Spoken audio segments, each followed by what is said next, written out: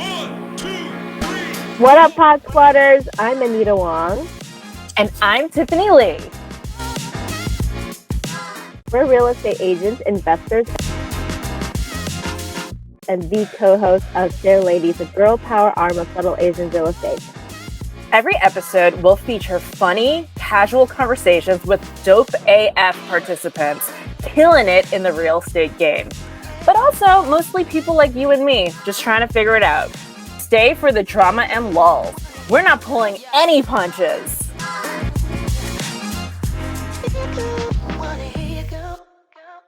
Hey everyone, this is a special long-form episode for us because we just came back from SARE's second annual convention in Long Beach, which had a huge turnout.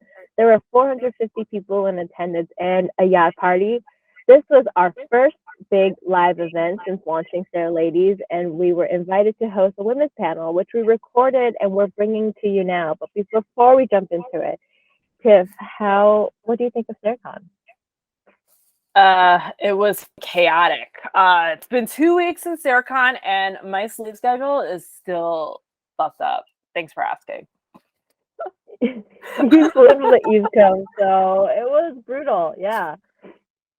But we got so much accomplished. We dropped the SARE Ladies t-shirts that we hawked at the conference. Special shout out to Josephine Wong, who is awesome. And you, Anita, were also running around like a crazy person because... Yeah, we also hosted the SARE Ladies Networking Breakfast. We had 150 people turn out, in addition to hosting the women's panel on the last day.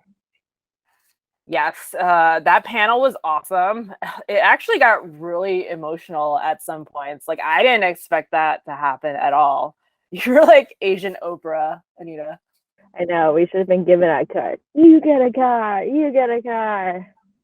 Maybe we'll do that next year, right? So for those of you guys listening at home, you should definitely buy your tickets in advance for SARECon next year, because Anita and I may or may not be giving away cars to everyone in the audience. Red Corvettes. But we'll see how this year goes for us. We'll see how much money we make this year. But all right, let's jump into the panel. Happy listening. And yeah, with that said, I would like to pass the stage to the SARE Ladies. Woo! Oh, thank you, James. Good morning, y'all. Who is having a good time at SARECon? You can bring it up another notch. Let's go. I love it. All right, who's hungover here? Right? Oh yeah, because all y'all are here. Great job. Great being responsible, and thank you for coming to the most important panel, I think, at SARECon. And today we're going to be talking with these amazing ladies about being Asian women in real estate. And I think that's just such a, I have been to many real estate conferences, and then how many of them have a panel of people that look like this, that look like us. And I think that is so incredibly special. And to be part of this panel, to be asking these questions is so significant, especially for me and Tiffany. And a little bit about ourselves. My name is Anita Wong. This is Tiffany Lee. Hello. I am a broker. I'm an investor in Bay Area. I've been investing for 15 years, and Tiffany is a broker as well. Yeah, I'm a broker. That's actually how Anita and I met. We're both real estate brokers at Compass. I'm out in New York, and then in my former life, I was a professional poker player. Yes, and made 2 World Series of Poker Ladies Final Tables, 2017 and 2021. Yeah, dude, she's impressive. So, if she's gonna hustle you, I want to see it after this. I have not witnessed it yet, but I am ready for it. So today, and we want to introduce our new podcast, guys. Yeah. Give it up for our new podcast. So if you guys haven't done so already, on Spotify, there's actually a QR code in the back of your sheets. You can follow us on Spotify. We're 6 episodes young, and just a little bit of information about our podcast. SARE Ladies, or Subtle Asian Real Estate Ladies, seeks to address the successes and failures of the real estate and diversity landscape. We are a community created by AAPI millennials working to educate, inspire, motivate, and empower immigrant communities to pursue investments and careers in real estate. We want to use our voices to combine powerful humans, like the beautiful ladies we have in front of us today, comedic storytelling, and hard truths to make real estate something that we can all be a part of. We provide useful facts, relatable failures, and inappropriate banter, my favorite, to make it all fun and never boring. So without further ado, let's jump to the panel. Let's jump right into it. Absolutely. We're going to introduce each one of these panels, and we have a set of questions for them. And I want to also let you know, because we also started 15 minutes earlier, that we're going to be ending 15 minutes late, so you don't have to run to another room if you want to catch the other panel. We're just kind of pushing everything a little bit back. So just so you know, and yeah, why don't you kick off?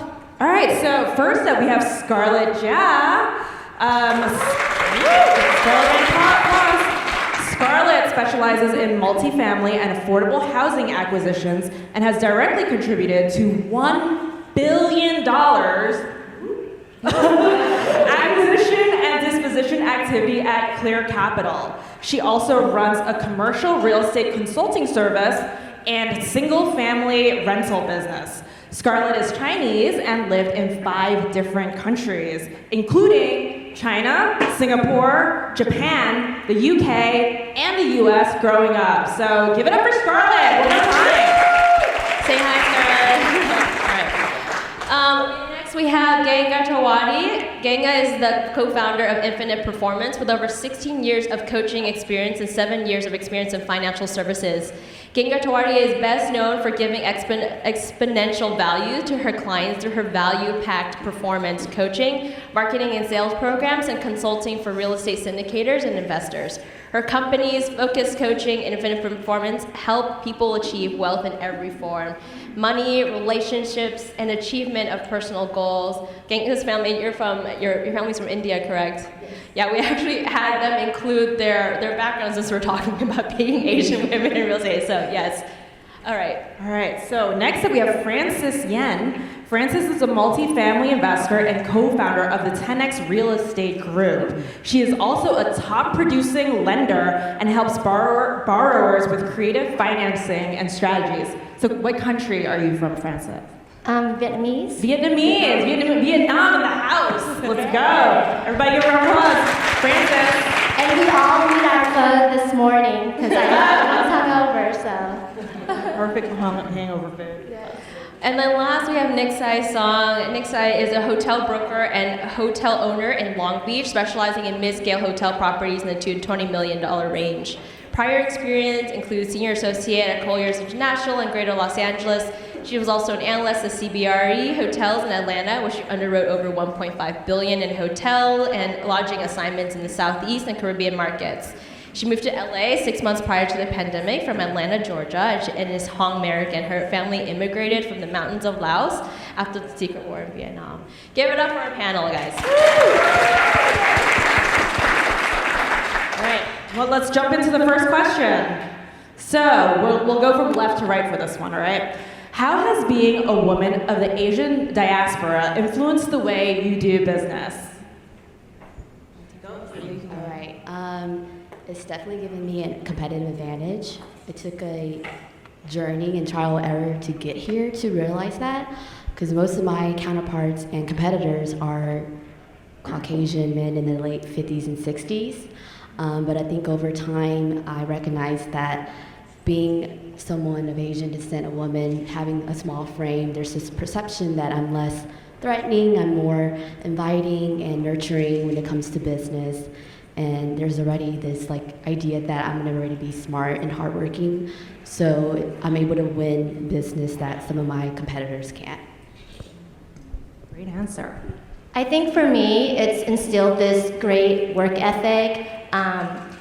We came from my parents actually immigrated here in the 80s, and I was only 2 years old, and I grew up really poor in the projects. My parents were janitors, and I would go out every day to help them, and I just think about the work ethic that they put in and how we've gone so far. And so, sorry, it's not being hungover. It's really emotional, but I grew up with this strong work ethic and knowing that failure is not an option. I know a lot of you guys have the same backgrounds as I did, and I remember working in the projects, working with my parents as janitors as well, and I just knew like I would have to get a great job. My parents were always instilling that work ethic in me. I got my master's degree in public health, and I was going through that public health. I was a high-level senior executive at the city of Seattle, and my parents thought it was such a great job because,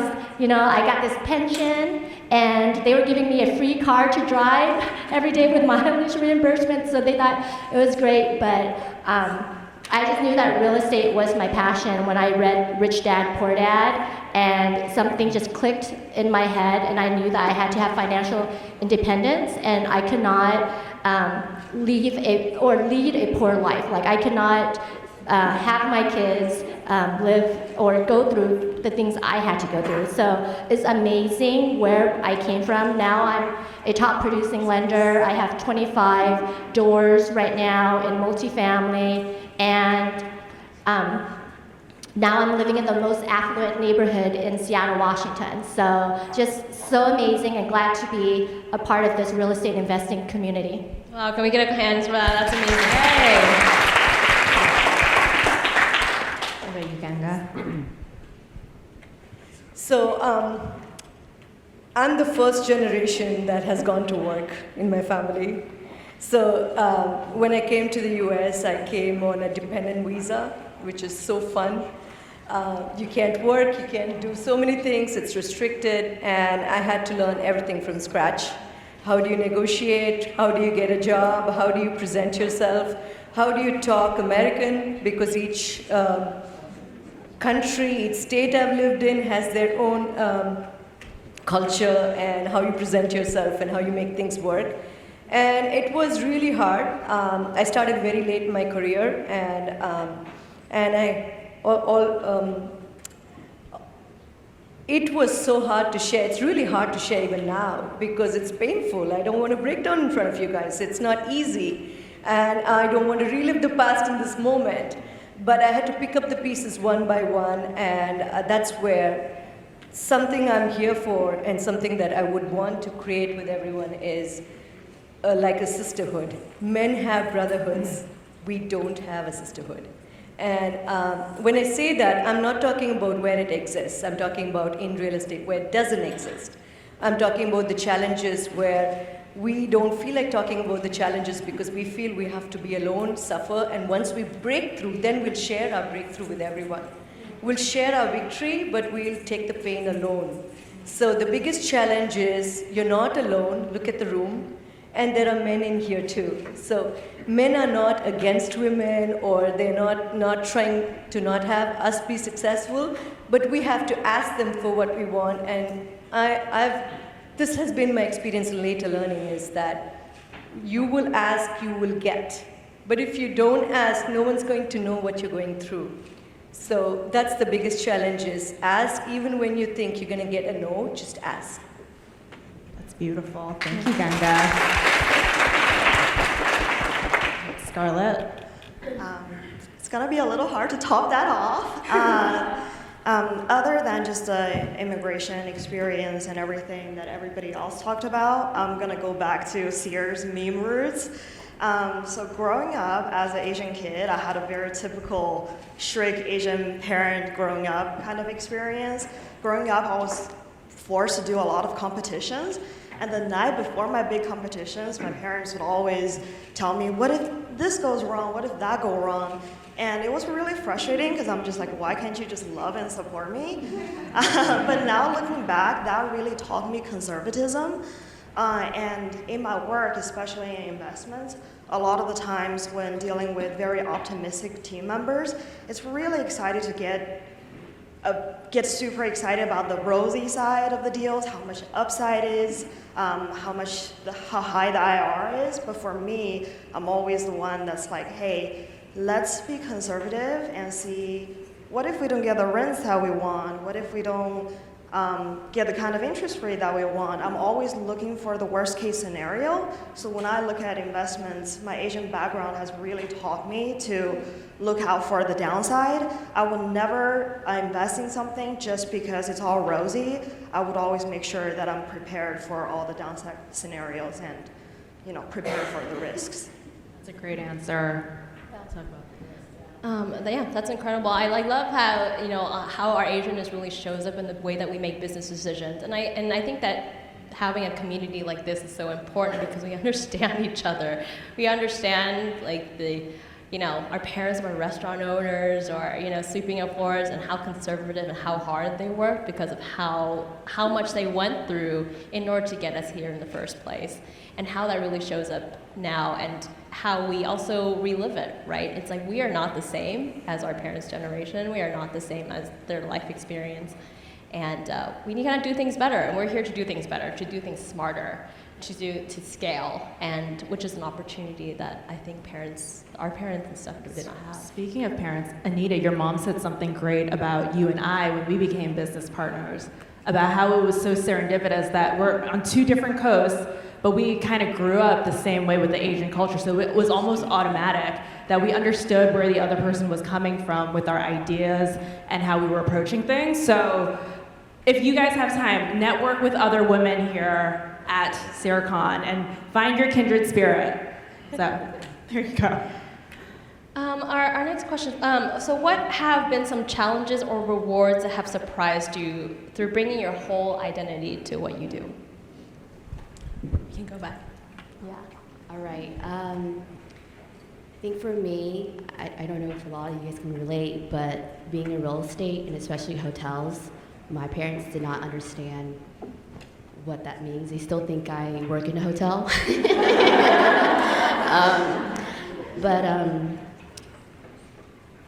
So sorry.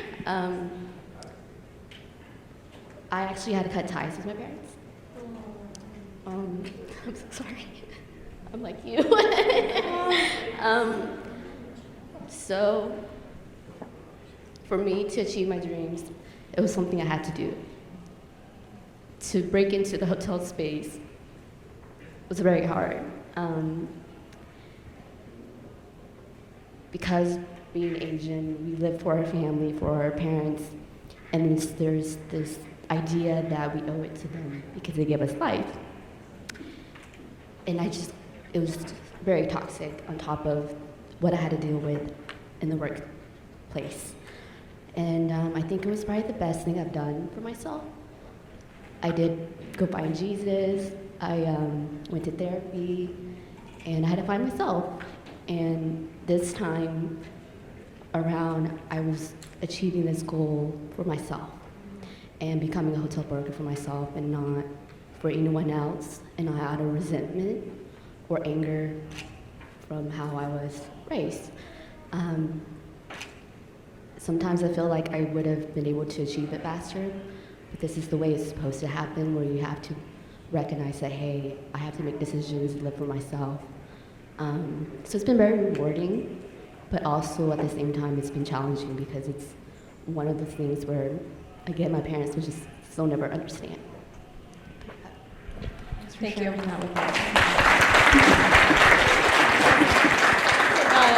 Also, this is Josephine, who is the most, it's like Barbara Walter. She's the best volunteer that we have. You can't have her next year. She's ours. I think for me, some of the challenges was trying to prove my seat at the table.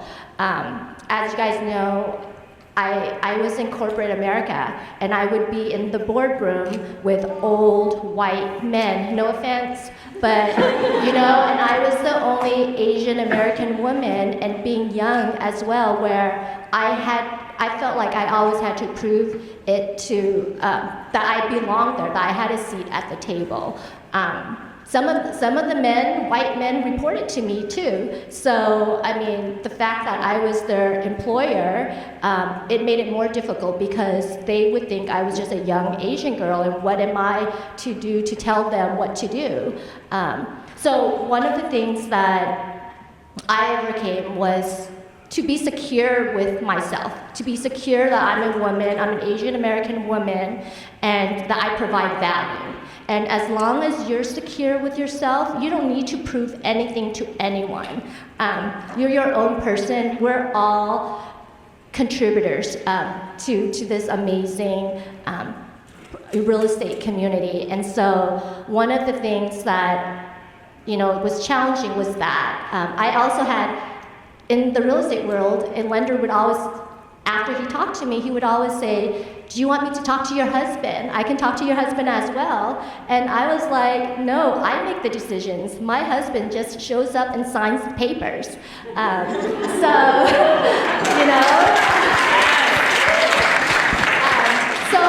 That's a thing in this real estate world. As a woman, we have to prove to people because we're smart.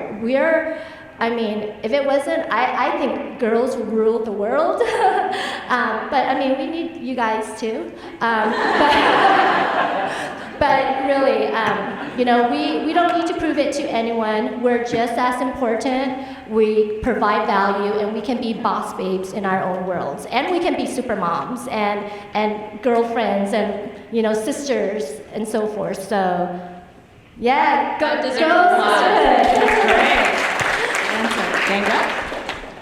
So I'll make it really brief. The challenge was always not knowing the rules in a different country. Like, there were rules for men, there were rules for women, there were rules for this category of employment, and learning that took something. But what I did was I was open to trying to be a man. I was open to trying to do it like how guys would do it. And then sometimes it worked. And over time, what I realized is that I want to be a woman. It's hard. Sometimes it's easy. Sometimes it's fun. Sometimes it's tearjerker. But this is who I want to be, and I want to do it my way. So I've started opening up paths for not only myself, for others, so that we can do it the way we want to do it. And that's the ultimate freedom. For me, I think one of the biggest challenges is I was actually fortunate enough to grow up with a mom who believed in girl power, but the downside is that Asian culture focuses a lot on success. So growing up at a young age, my mom has always told me, hey, you're a girl, you need to do better than guys. I'm pretty sure a lot of you guys have seen the meme. It's like Asian kids asking their parents, who's your favorite child? And the answer is, other people's kids? And I was just like, too soon, but that's my entire experience growing up, feeling that I always have to compete with other people. And for me, I always knew my end goal is to build my own portfolio and pursue entrepreneurship. But the way to entrepreneurship is not very glamorous. So whenever I see my friend got a job at Oaktree, another friend is on partnership track at some law firm, it always gives me a lot of anxiety, and my imposter syndrome really prevents me from embracing my inner entrepreneur. So I ended up spending a lot of time just doing things that I don't like to impress people that I don't care about. So I had to constantly remind myself that I don't need to fit into the traditional box of success. But I guess that kind of education growing up was also a blessing, because now that I think about Asian success, a lot of it was focused on financial education and financial freedom. If you grew up in my family, all we talked about at dinner table is, get good grades, find a good job. Why do I need to find a good job? Because you need to buy a big house someday. And growing up, I never really knew why it's so important to have a big house. I'm like, why can't I just have a small house? But now looking back, I think that kind of education really started me to think about investments early on at a young age, and really helped me to want to be a job creator, housing provider, and entrepreneur. Great answer, Scarlett. What about you, Anita? Yeah, I hear all that, and it's just I have also been working on my comparison imposter syndrome a lot, and it really comes from that Asian upbringing. It's oh, look at so and so, they have straight A's, and you kind of carry that into your own careers. it took me a very long time as well to be like, I just need to absorb my own success where I am today, because no one has led my life before me except, so I am the trailblazer of this moment. That's amazing. And the answer that really resonated with me was Ntxi's answer, actually. Because I think a lot of us can attest that growing up Asian, there was a lot of focus on, fiscal responsibility and all these outward external achievements to prove how valuable you are. And there was less conversations about your emotional, internal well-being and turmoil, right? So I think this new generation, we're more verbal and, not shy about saying, hey, let's seek mental health.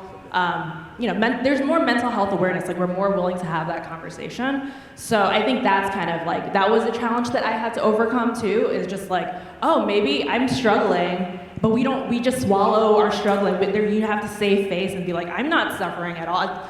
Everything's put together, so that's like a really Asian thing, right, is saving face. So that's kind of cool that we can all be vulnerable on stage. That's great, and I think that's beautiful. Yeah, thank you so much. All right, what's the next question? Is it on me? All right. So why is it so important to draw on a community like Subtle Asian Real Estate to bring more people together that look like us in real estate? You want to start it? Scarlett, go ahead. You have, all right. We'll go this way.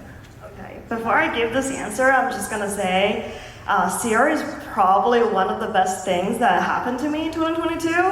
When I signed up to go to Atlanta with a bunch of strangers that I met on Facebook, my husband was like, you're gonna get scammed and end up on one of those missing people case. And by the way, I don't got money to pay ransom because I need to invest in real estate. But it turned out to be one of the best events I've ever been to because it provides a network that I cannot access anywhere else. Me being on the acquisition side and transaction side, I've always focused on, it's so important to network with people and build relationships. But being on the commercial side, I'm pretty sure a lot of you can relate to, is that it just really lacks diversity. No matter where I go, I don't see women. I don't see Asians. So especially when I network with people from secondary and tertiary markets, a lot of them have never met an Asian lady before. And when I network with people, I have to do a lot of homework. I have to learn about their favorite football team, even though, I grew up in Asia and football to me is soccer, and I have to learn golf terms, and I have to learn spearfishing or something that I don't know. Just to be able to talk with brokers and relate to them so that they can give me deals. It's fun to learn about new things, but that kind of networking always felt forceful. When I found SARE, I was like, oh my God, this is a big family. After we drink 2 liters of beer, we're all friends and we're doing business. And if you're with Annie, she's gonna give you soju. Shout out Annie. Not a promotion of alcoholism, but I just feel like this is such a organic network that you can not find anywhere else, and it really helps us do business together. Great answer. So first of all, thank you to Nelson and Annie for welcoming me into this family. Thank you so much. It was really hard to write my first article in SARE. It was like pulling teeth and pulling hair, and so the good news that I don't think you guys know is in the process of writing this article, I deepened my relationship with the guy I was talking to, who's now my fiance, and I'm getting married in November. Thank you, Sarah. Thank you, Sarah. 10% commission, all right, nothing. So now I can do my plug. No, it's coming later. So Anita and Tiffany, thank you so much for having me on your podcast, because that's an example of how we are there for each other in real life, right? You can share your woes, there's a platform for that. There's a platform to commiserate our miseries together, share our wins together, share our triumphs together. And if we didn't have that platform, I would not know any of you. And so taking it to the next level, I see that it's going to double and triple, sorry Annie. and I can't wait to see this become 1,000 and 2,000 people. And at the same time, I want to say that we should everyone who came this year, please kick it up a notch, because you're going to be doing more, you're going to be participating more. So that's the power of community. the best news is that we're not alone and that we have this community to network with and be there for each other, which I never expected that would happen during the times we dealt with over the last 2 years. So this was a great surprise. So thank you. Thanks, Ganga. I think SARE is amazing. It's just a ecosystem that really nurtures us and bring this Asian American community together. I think we have so many common ground with our backgrounds, being in immigrant families, having that work ethic, and not living an abnormal life. We're not normal, okay? We are not average people. We are destined for greatness. And so the fact that we can come together in this community and support each other, that's the real reason why, why our parents brought us here a long time ago. They wanted to live the American dream, and now we're living that dream for them. One of the things with Asian Americans too is we were not given acres of land. Who has a $5 million inheritance? None of us did. We came here with nothing. My parents traveled by boat for 17 days to get to the refugee camps, and we had nothing. My mom had some gold, but that was about it. So we started with nothing, and now my parents are retired. They have a huge house in Vietnam. But it's just the fact that we all have this common ground, and we're here to create a legacy for our kids. We want to pass our generational wealth down to them, and that's the reason why we're all here today to do that, because we weren't given that. So we want to give this to our kids and our grandkids and pass that generational wealth down. Woo! Amazing. Thank you, Frances. So SARE has definitely been great to me. I moved to LA right before the pandemic, and so it was very hard to make friends, and especially friends in real estate that I could relate to.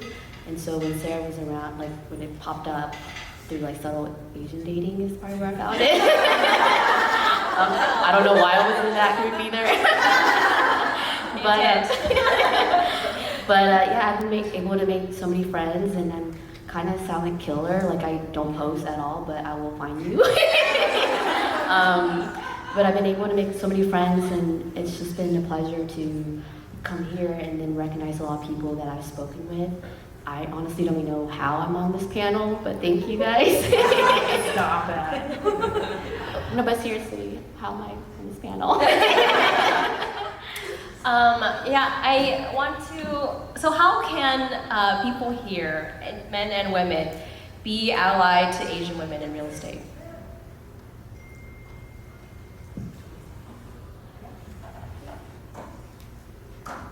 I think Jason had to do with me being on here. But I think just that, like, me networking with Jason has definitely helped me, like someone being of the opposite sex also helping women.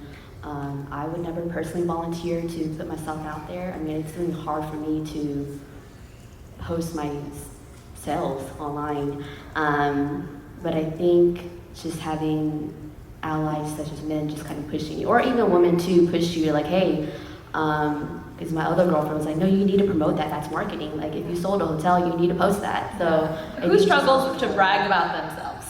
Because you have that Asian humility, right? Like, Yeah, we don't I brag see about her. ourselves, but that's how you get ahead in America. You have to celebrate your wins and be very vocal about it to your own horn. Yep, so I think that has definitely helped me to just people pushing me like, all right, you need to promote yourself. I think just looking in this room and seeing all the men in here supporting women, being in this session when they could be doing something else, they're here supporting us as Asian American women. So just,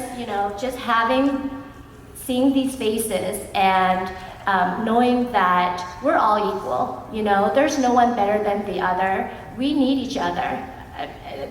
I mean, sorry to say, but the world won't be the way it is without men and women, I mean, so we're women are from Venus, are from Venus and men are from Mars, but we have different personalities, but we also know that we need each other, we depend on each other. They say behind every strong man is a stronger woman. So even though the men are successful, women can be as successful too. So I just want you guys to know that you don't need to prove yourself. You don't need to prove your seat at the table. You're there already. That's why you're here at this conference, because you're excelling and you're doing something that traditional wives would not do. Okay, you're furthering your education, you're networking with people, and you're trying to get ahead in life, and you're investing so that you can pass on that generational wealth. So, just having the men and women here today just shows how much support we get already. Great. Like yin and yang, right? Super Asian. So allies, right? So the simplest way we can do is share. So if you have something that doesn't work for you, share.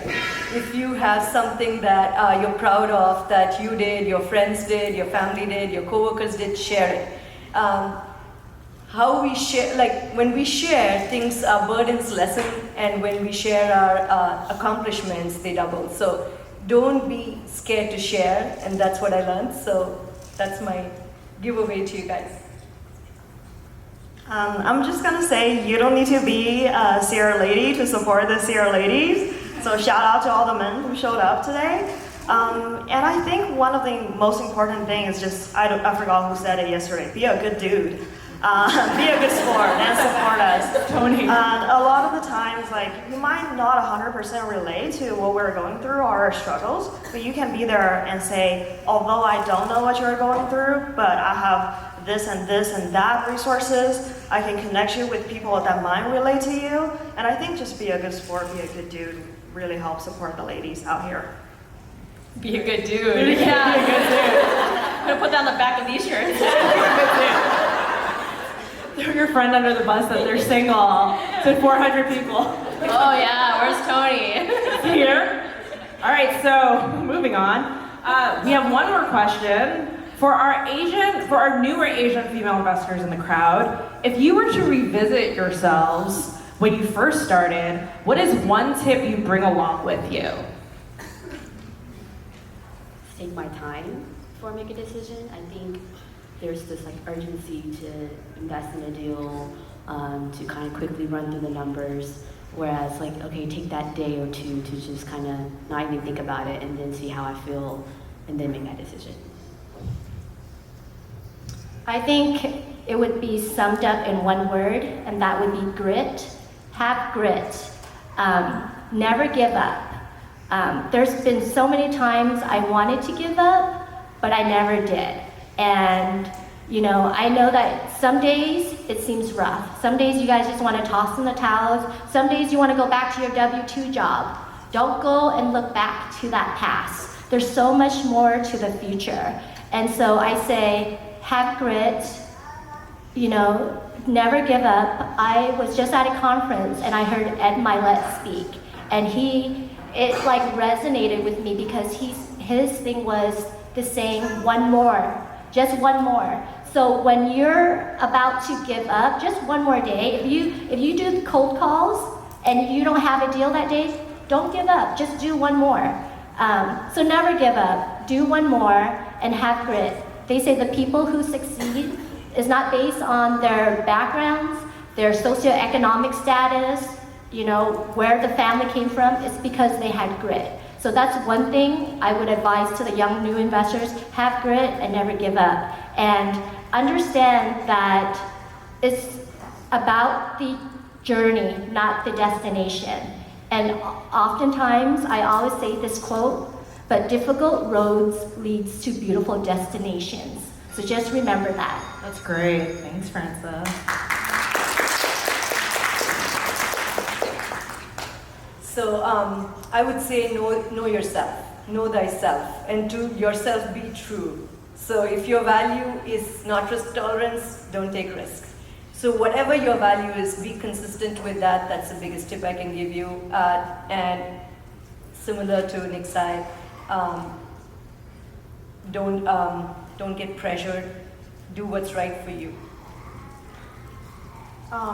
And I think looking back in my career, I would just say focus on your end goal. And if you're the anxiety type like me, find an accountability buddy.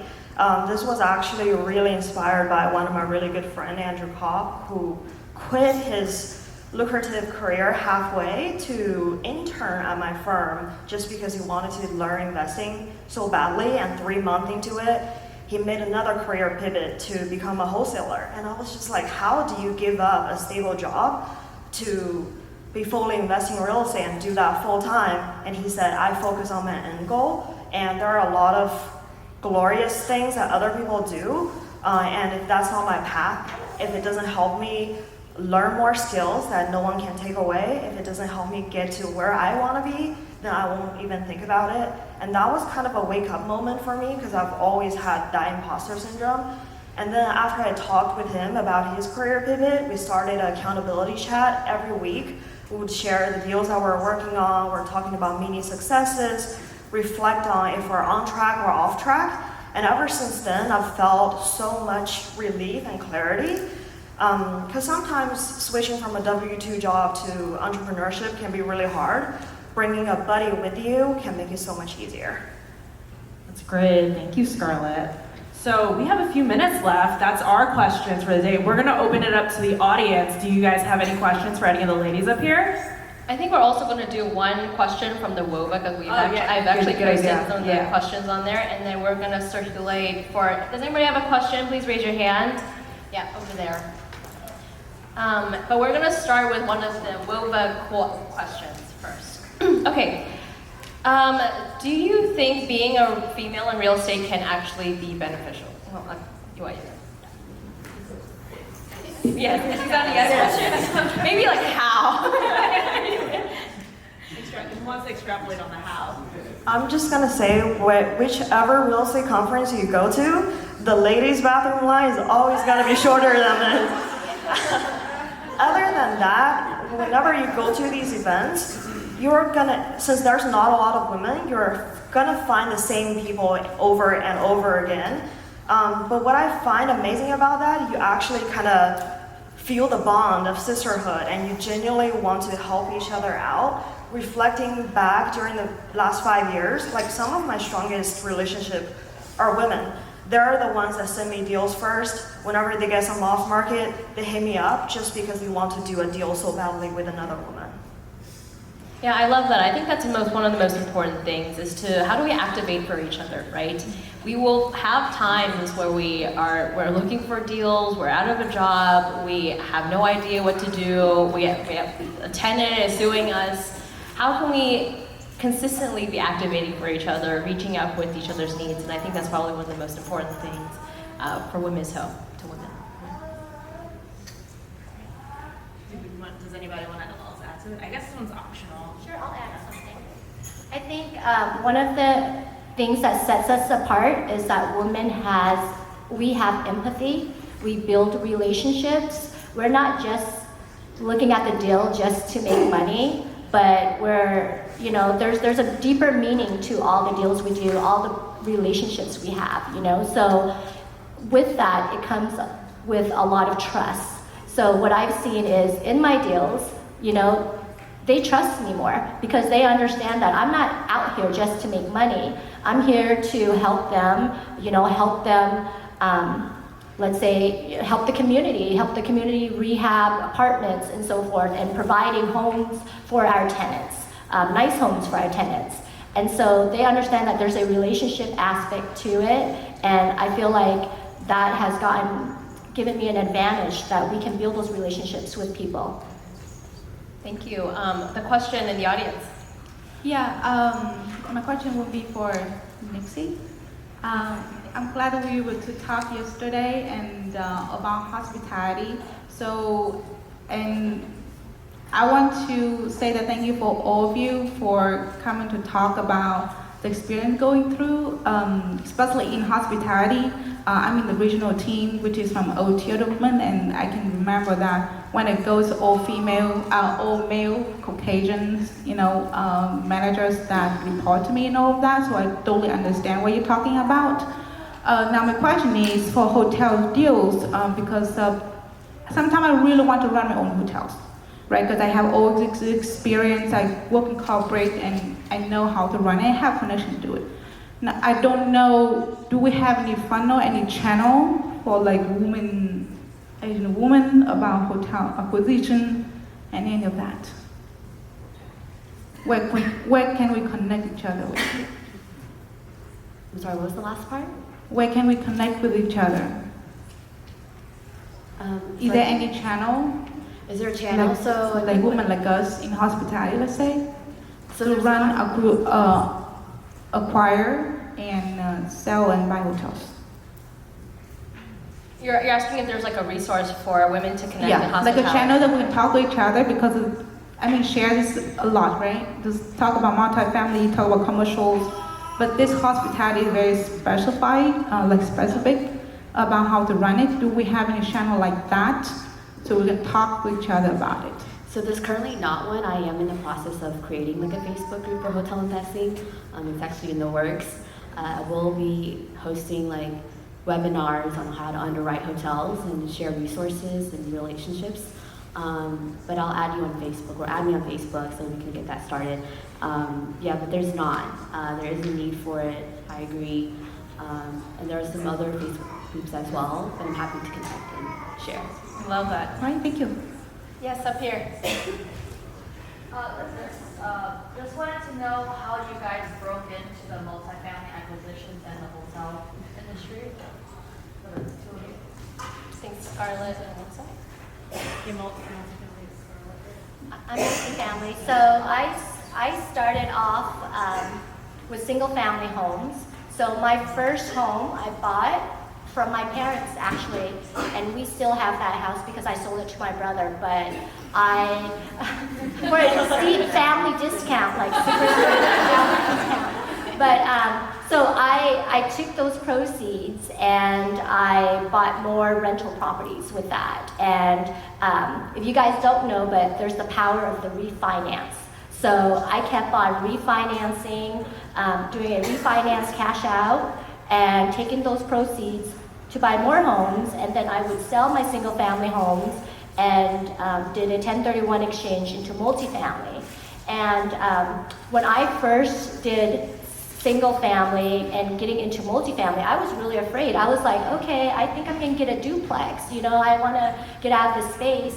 And then a realtor brought an 11 unit to me, and I was like, okay, I'll do it, So, because the numbers worked, and it's the same thing going into multifamily than single family, it's just you have more doors now. So, but everything is the same. You gotta make sure you have a good property management team.